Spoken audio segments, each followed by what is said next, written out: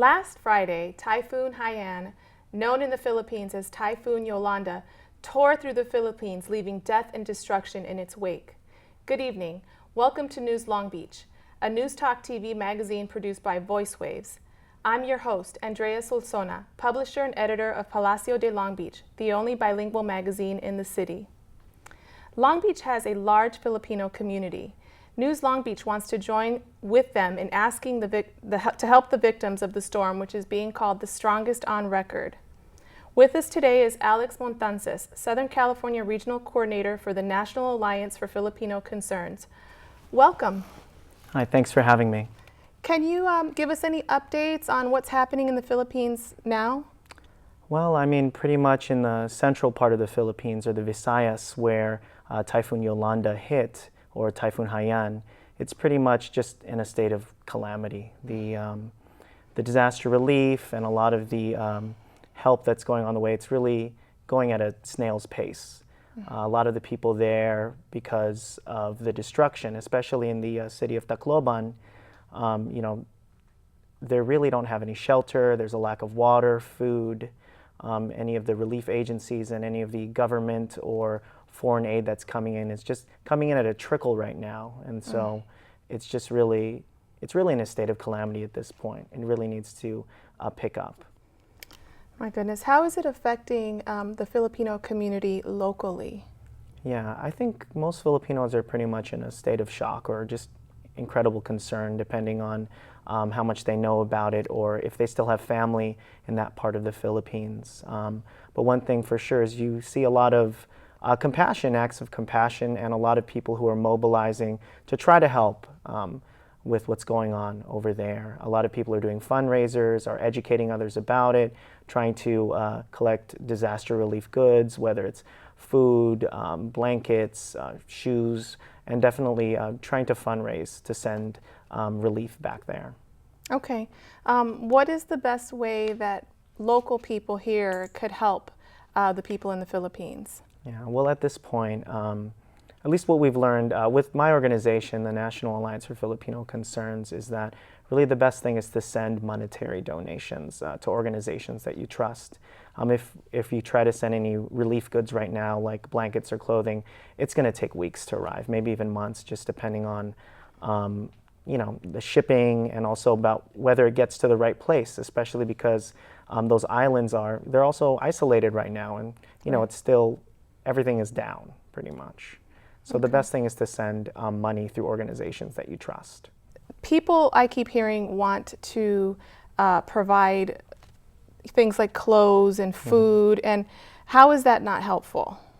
Yeah, well, I think, just in our experience with our organization, the past couple years, the Philippines has been hit by calamity after calamity.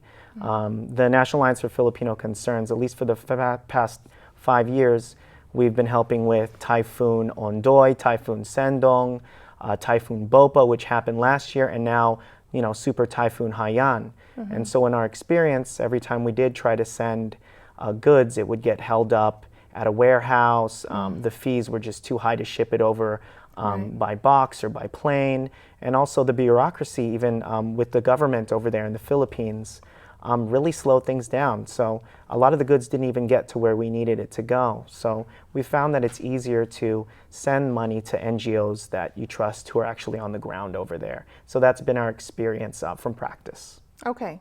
Tell us about any fundraising events that people can get involved with in the near future. I believe you have something coming up. Yeah, absolutely. So the National Alliance for Filipino Concerns, we have chapters all over the whole U.S., from Seattle to New York to New Jersey to Long Beach, actually. So the National Alliance for Filipino Concerns here in Long Beach has a vigil this coming Friday, November 15th. Okay. And where is that? 7:45 p.m. at Grace United Methodist Church. Okay. It's off of 3rd and Junipero. Okay. So we are collecting monetary donations and just having a vigil to really honor the victims and also the survivors of the typhoon. Sure. And when you say victims, I guess we still don't even know who is a victim, right? There's a lot of question as to where some people, I mean, I spoke to someone earlier today that mentioned, and you said that you had also heard of people that aren't sure where their family members are. Can you talk a little bit about that? Yeah, absolutely. I mean, it affects me personally, actually, because my whole family is from Leyte and Tacloban, Leyte. Oh my God, So, that's just the center of the...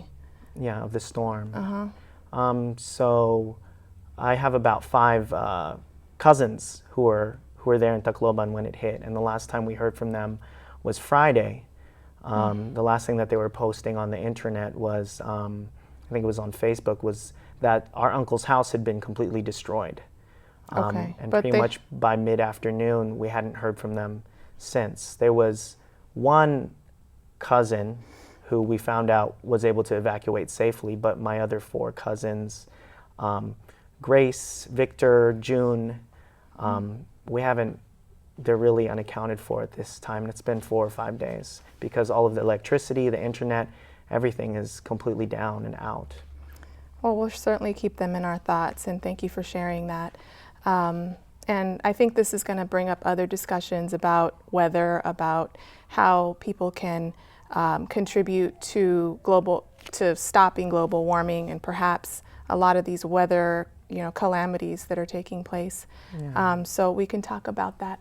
Our hearts go out. Thank you for being here. Yeah, thank Our you. hearts go out to the people of the Philippines and those here in the United States.